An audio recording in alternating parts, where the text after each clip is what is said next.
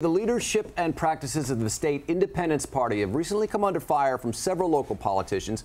One of them is the CEO of LocateStock.com, John Tabacco, who ran as an independent in the race for Staten Island's North Shore Council seat last year. John, welcome to the show. In that election, you told the New York Post, who sort of broke the story, that you received support from the Independence Party only after you dished out a business loan to the wife of the chairman of the party.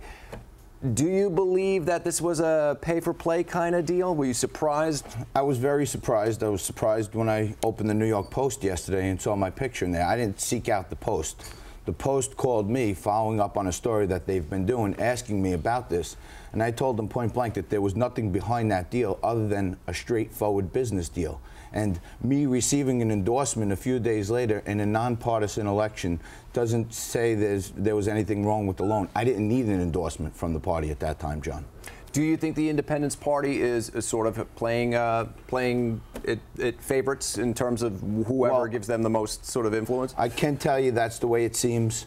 The rank and file membership, when I went out there knocking on doors, getting signatures to be in this congressional race, have told me time and time again that the corruption swirling around the top of the party is disenfranchised people. People are disappointed and disgusted, and they feel like the Independence Party is really the incumbent protection party, because the main tenet of the party is to give equal opportunity ballot access to all candidates. And me as a candidate, when I reached out to ask how I could interview and get the independence line, I was met with a request to extend that loan. So I feel like to some degree there's too much power at the top of the party, and no one can tell anyone how you can get the endorsement of the party. I want to point out that that loan was paid back in full, correct?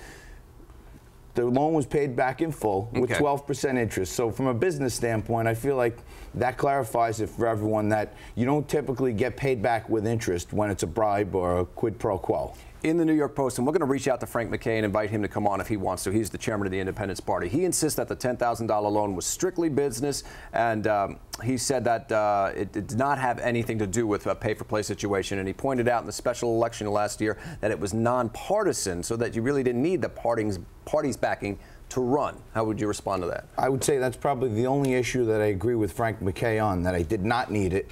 And in fact, as long as I've been a member of the Independence Party, Frank McKay has done absolutely nothing for me. So that should tell everyone that if I didn't need the nomination, why would I try to pay him for the nomination? And I agree with him on that, but I also asked the chairman, when you do have him here, what is the process? Tell the rank and file members of the Independence Party what the process is to seek the endorsement of the Independence Party, because there is absolutely no due process out there. And my repeated attempts to interview, just to ask for the endorsement, were met with zero response. All right. Well, you said you have an announcement to make here on the show, an exclusive announcement, and that announcement is? Well, John, we were taking it very carefully. We wanted to make sure that our grassroots effort was really finding a consensus in the community, and my workers went out there and worked really hard to collect signatures. And I'm proud to announce that we've turned in over 700 signatures, well above the requisite amount to become an official candidate. And I feel like my going around and talking to independents tells me that there's a great independent spirit out there, and I look forward to getting into the race. And of course, the candidacy you're talking about is to replace Vito Fossell's seat, correct?